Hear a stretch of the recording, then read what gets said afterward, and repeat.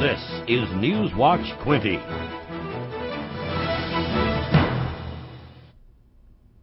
Good evening and welcome to your review of what happened this week in the Quinte region. Filling in for Paul Soucy, I'm Jennifer Lester Mulridge. With floodwaters receding in Foxborough, the extent of the water damage to dozens of homes is becoming clear. As Newswatch's Paul Soucy reports, the army of volunteers who sandbagged the community to protect it is needed once more to clean it up. Of all the areas hit with flooding this spring, Foxborough may have been one of the worst. But now that the water levels along the Moira River are close to normal, the cleanup has begun. We were very fortunate that the early call out for assistance paid off dividends in the sense of we sandbagged many homes, and there's really a small number that were seriously impacted. Now you might see houses with sandbags still around with no water around them. The city of Belleville estimates that close to 100,000 sandbags were put out during the spring floods and are asking for as many volunteers as possible to help clean them up this weekend. So if we can spell people out more frequently, give people more breaks, and even if they can only give us an hour or two, that would be helpful to us to be able to get this job done. And the ground is still too wet to bring over any vehicles to remove the thousands of sandbags along the river. So there'd be too much damage, so by using people to move the sandbags out to the driveways, it causes less damage to the homeowners. But volunteers like these from Samaritan's Purse, a disaster relief group, are appreciated as well. It obviously impacted many people here in the Quinte watershed, and there's still a lot of work that has to be done. The group based out of Calgary travels to disaster zones across North America to help clean up. But there are only about a dozen here in Foxborough, and the city of Belleville needs many more than that to clean up all these bags on Saturday. Paul Soucy, CKWS Newswatch, Foxborough. A Napanee man is still missing in Bermuda. Newswatch's Megan Culture gets the latest on the search. He's a really good man. He's a great grandfather, great husband, great dad. John Grange speaks to the media and the public in Bermuda after his father went missing. So I'd ask you to take a few minutes out of your day today to please take that extra look, because I really believe we're going to find him. 67-year-old William Grange and his wife were on vacation at the Cambridge Beach Resort when he went missing. He was last seen Friday evening when he went for a stroll around the resort by himself and did not return to his hotel room. Since then, Bermuda police and the public have been working to find him. Several family members have also made the trip to help with the search. We extensively searched the hotel grounds, the resort grounds. We've also searched the area and the grounds surrounding the hotel. That would include the beaches, that would include the undergrowth, that would include abandoned and derelict homes, that would include various other resorts in the area. At this point, police in Bermuda have mobilized as many as 12 officers who are specifically tasked to search for the 67-year-old. And so far, what they can confirm is that he has not left the island. They seem to be getting calls every 10 minutes with possible sightings of him, and we've actually had people going to those areas searching and knocking on doors. So far, they have had no success finding him. According to the Sun, the family is concerned for his safety. He suffers from short-term memory loss and hasn't taken his seizure medication in a couple days. I think he's scared. I think he doesn't know where he is, and he has a history of seizures. And I think if he's had a couple, he might have woken up from one and looked outside and had no idea where he is. Bermuda police have made the search for Grange a high priority and say they will not stop looking for him until he is found. Megan Culture, CKWS Newswatch, Kingston. Bermuda police say more than 100 volunteers and 30 officers assisted in the search last week. The union representing federal prison guards is once again raising concerns about overcrowded prisons and the double bunking of inmates. And this time, those concerns are backed up by the Auditor General. Here's Newswatch's Morgan Campbell.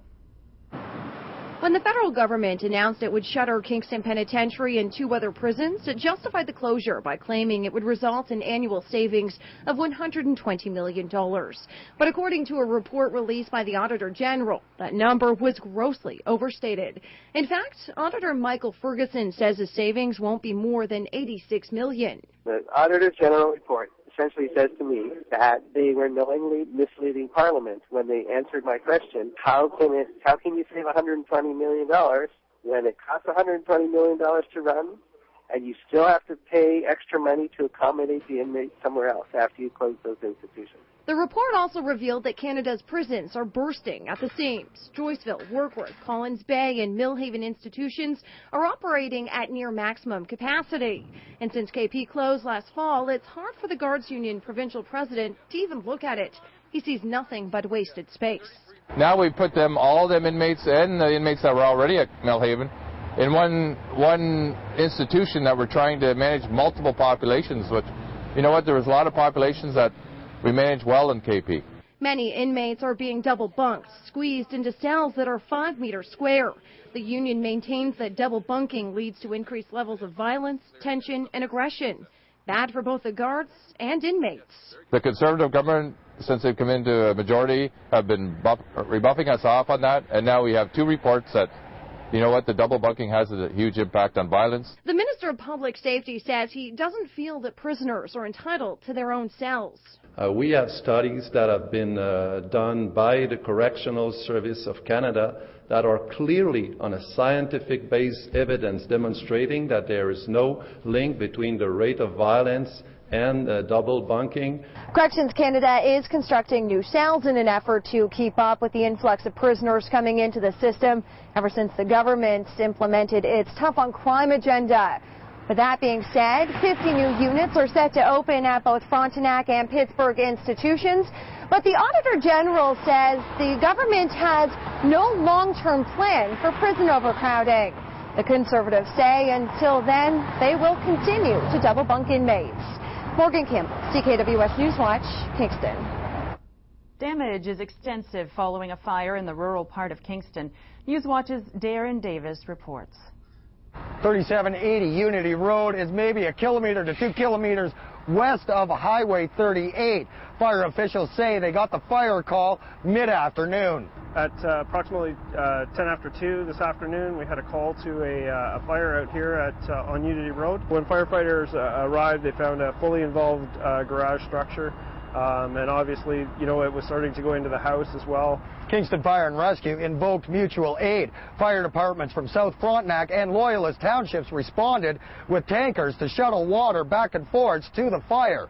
Currently, we're going to look at all aspects of the home to make sure that, you know, we're looking at more than just the garage. We'll look at the house and everything else just to make sure that, you know, it didn't start somewhere else and travel out to the garage. Fire crews had to tear down one of the walls of the garage while dealing with the fire.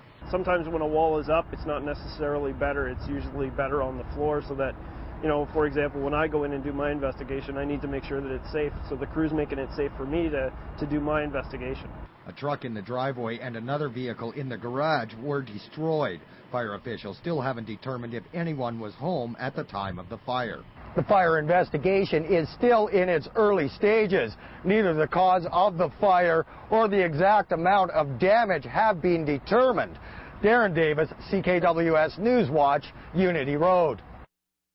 The cause of the fire was ruled accidental and no charges will be laid.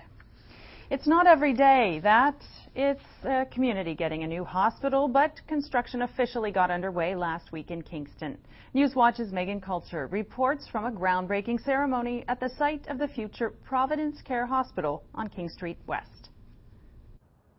After years of planning and months of clearing the site for construction, a shovel was officially put in the ground today to start building the new Providence Care Hospital. Directly, this is going to help a lot of Kingstonians who otherwise would have gone to out-of-date facilities. The new $400 million hospital will have 270 beds and replace the aging St. Mary's of the Lake site, as well as the mental health services site on which it will be built. This is what the hospital will look like, a LEED silver building that heavily incorporates Lake Ontario, with each wing having a courtyard and a scenic view of the water. And so from a sustainability standpoint, we design in certain environmental features that are deemed to be sustainable. The private consortium Integrated Team Solutions is responsible for designing, building, financing, and maintaining the new building. But the hospital itself will be publicly run. It's a public hospital in every sense of the word, always has been as far as to the people that will come here. It will also create jobs within the city, At peak construction, it is estimated that 350 workers will be on site daily. The hospital will be completed and ready to take in patients in November of 2016.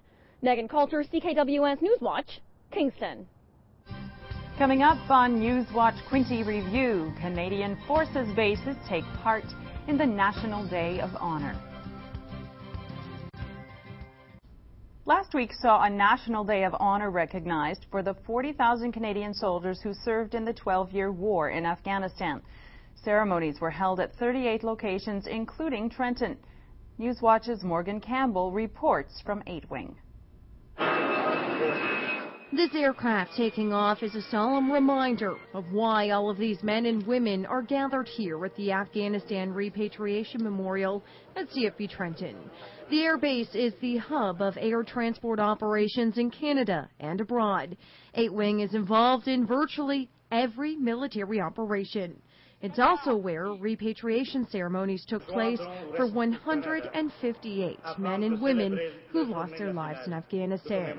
The Premier was on hand to commemorate the first ever National Day of Honor. It's a privilege to be here with all of you to pay tribute to the brave men and women who served our country in Afghanistan, and to thank them and their families for their sacrifices on this Canada's first National Day of Honor. The men and women of 8 Wing, along with provincial, federal, and local politicians, were on hand for the hour-long ceremony. It included a moment of silence to recognize the more than 40,000 Canadian Armed Forces members who served during the 12-year mission. With the help of our forces, thousands of members of the Afghan National Security Force have been trained. Hundreds of kilometers have been roads built or repaired. Dozens of schools have been restored, thousands of teachers trained, and millions of children have been vaccinated against diseases like polio. Canada's military engagement in Afghanistan was the largest deployment of personnel since the Second World War. While this was a day to mourn fallen soldiers and civilians, according to the acting wing commander at 8 Wing, Lieutenant Colonel Dave Alexander says, it was also a time to celebrate the success of the men and women who helped combat terrorism and help rebuild a country. Morgan Campbell, CKWS Newswatch, CFB Trenton. An emotional ceremony also took place at CFB Kingston. Hundreds of soldiers, families and friends gathered on the McNaughton Parade Square for a Day of Honor service. CFB Kingston is home to over 30 military units, and many of them played a key role in Afghanistan. Regular forces and reservists stood at attention to recognize those who fought and to remember those who fell. When I visited Afghanistan, I always looked for men and women in any of the services who were from Kingston, and I was delighted to see them and proud to see the tremendous contribution they made in signals and intelligence and combat and air services, and the naval officers who worked in bomb disposal, one of the most dangerous things anybody could have done. A Kingston councillor is calling for change in the way the city's downtown is run. Newswatch's Paul Soucy has more. It seems you can't walk a few feet in downtown Kingston without seeing another empty storefront. We finally reached the tipping point here. City councillors like Brian Reitzel want answers before it gets worse. We need to have a new vision, and we need all these stakeholders at the table in order to accomplish that. And I don't see that sense of urgency coming out of the downtown BIA at all. We may be at 10 or 11%. The BIA's Doug Ritchie downplays the high vacancy rate. That's a manageable amount. There's certainly the optics of trouble out there on the street. We have about 30 storefronts on Princess Street that are vacant right now. Despite the fact that 17 new businesses have opened so far this year. While Ritchie admits there is work to do, he expects storefronts along the Lower Princess Corridor to become more attractive to prospective retailers once a number of downtown residential projects are complete. But Councillor Reitzel says much more than that needs to be done to remedy the situation before it's too late. The downtown is known for its many festivals. They draw big crowds, but not tenants. Frustration is building to the point that there's even talk of replacing the BIA's leadership, which manages $1 million tax dollars every year. This is the right time to start to make those changes. and I believe change always begins at the top. Questions surrounding the downtown's leadership, vision, and solutions to fill its empty stores are expected to dominate a BIA board meeting on Wednesday. Paul Soucy, CKWS Newswatch, Kingston. Street artists in Kingston will get to do sanctioned work in their own city, now that a community group has the unanimous approval of City Council. Here's an introduction to the On the Wall project. Mary Farrar is leading the charge for artists to beautify an abandoned wall of concrete near Doug Fleurer Park. But she's not talking about just any artists. I have been honestly quite upset that local graffiti artists, and some of them are quite good, have to go to Montreal or Ottawa or Toronto to be able to do their art because of the graffiti bylaw here. Farrar is spearheading Kingston's first On the Wall project, which would allot parts of this crumbling wall for 1 week this summer to street artists chosen by a jury. The idea is that that it's not a complete free-for-all, and that council will take some comfort in there being some supervision of the selection process. The main obstacle right now is a Kingston bylaw prohibiting graffiti, and Farrar wants a 1 week exemption, so she's appealing to council. Organizers are hopeful this project will remove some of the fear, secrecy, and the illegality of this kind of art, which is out in the open for anyone to enjoy for free. There are people who do street art as a way of getting their artwork out into the public, out before the public, separately from any controls, close controls by galleries, and separately from any money transaction. As opposed to, you know, a little canvas at home. It's just so different. It's so different. I've painted murals myself, and so it's a real difference to paint something that large. Farrar likens this project to street art festivals held annually in other cities. It just seemed like a first step towards making this kind of a wall a little more accessible for artists in Kingston, and perhaps a little less scary to a lot of people in the population. The proposed On the Wall street art event would happen for a week this August. Jennifer Lester Mulridge, CKWS Newswatch, Kingston. You've probably seen them over the past couple of weeks, and you've probably been swatting at them too. Kingston has been invaded by tiny black bugs. Newswatch's Bill Hall tells us where they come from and why they're here. Gnats, midge-flies, mayflies, lake flies, call them what you will, these airborne pests, along with the milder temperatures, have returned to the region. It's impossible to get around them. It's absolutely awful. Of these tiny annoying creatures, there are more than 10,000 species around the world, and nearly 800 of those are indigenous to Canada. But why is Kingston such a hot spot for these flies? The reason we see so many midges in Kingston is because of our close proximity to the lake, to Lake Ontario. Queen's University PhD candidate Coley Basu tells us the young midges, or larvae, are aquatic.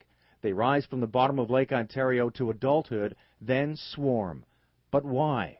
What they're doing right now is swarming to mate. Then the females will lay their eggs on the water surface. The eggs will float down to the bottom of the lake, hatch, and then the cycle will begin again. The brand of midge harassing us right now are, thankfully, a non-biting variety, but they are still an incredible nuisance, especially for cyclists, runners, and waterfront walkers. I can tell you right now they're a pain in the butt. Fortunately, an adult midge only lives 2 weeks, but in that short period of time, the female midge can produce 4 generations of flies. Wow! As if mating in mid-flight wasn't impressive enough. Love is in the air, everywhere I look around. As much as you may hate the idea of catching copulating critters in your mouth, nose, eyes, and hair, that's disgusting. They don't pose any threat to us or the environment. In fact, they are essential links in the food chain. Fish, frogs, and small feathered predators like swallows rely on the midge as a food source. Midges also clean up. They consume decaying organic debris in our rivers and lakes, including fecal matter. That's disgusting.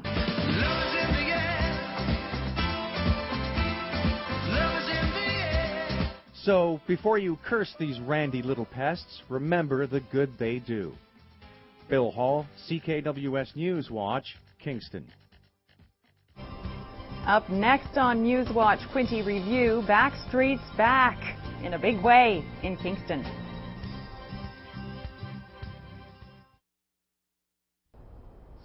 More than 20 teams squared off for the 20th annual Great Grown-Up Spelling Bee in Kingston. With many of them dressed as their favorite literary characters, the team members faced off in the Battle of Words. And the crown of Queen Bee was given to the team from Queen's University's Library and Archives. They were smart enough to buy what we call mulligans, which is for $25 going straight to Kingston Literacy and Skills. And that mulligan gives teams a do-over in case they happen to misspell a word, which is quite handy. So a lot of the teams were smart to do so in purchasing those. The event raised more than $14,000 for Kingston literacy. Kingston's Ravensview Sewage Treatment Facility is getting praise for its environmentally friendly LEED design. Sustainable Kingston invited professionals, students, and citizens from across the province to its first Green Building Symposium. The first stop on the tour was Ravensview, one of the greenest treatment centers of its kind in the province. City officials say it's hoping to build many more using the same construction techniques. 5 guys on one stage. Backstreet's back, all right. That's what I'm talking about, Kingston! Thousands of screaming fans packed the Rogers KRC last Wednesday to hear one of the biggest boy bands of the 90s. Brian, Nick, AJ, Kevin, and Howie belted out their hits. The Backstreet Boys are traveling across the globe with their In a World Like This tour. The boys, known for such hits as I Want It That Way, are also celebrating 20 years in the music biz. And that's our coverage of the week's events in the Quinte region. Filling in for Paul Soucy, I'm Jennifer Lester Mulridge. Please join me again next week. Good night.